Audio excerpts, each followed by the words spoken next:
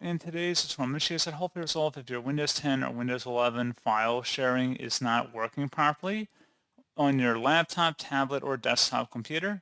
So this should hopefully be a pretty straightforward process on that, guys. And without further ado, let's go ahead and jump straight into it. So all you have to do is open up the search menu. And then once you've opened that up, you just want to go ahead and select the search option, search for control panel. Best results, you come back with control panel here. Go ahead and select that.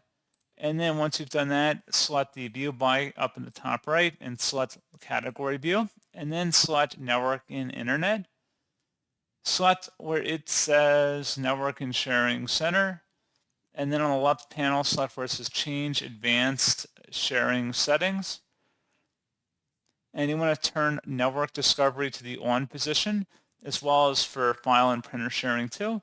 You can do that for public networks as well as private networks here too, so make sure they're both toggled on. And then once you've done that, you should be pretty much good to go at this point. And if you click the drop down underneath all networks, you can also enable or disable password protected sharing, and that's pretty much it. So as always, thank you guys for watching this brief tutorial. I do hope that was able to help you out, and I do look forward to catching you all in the next tutorial. Goodbye.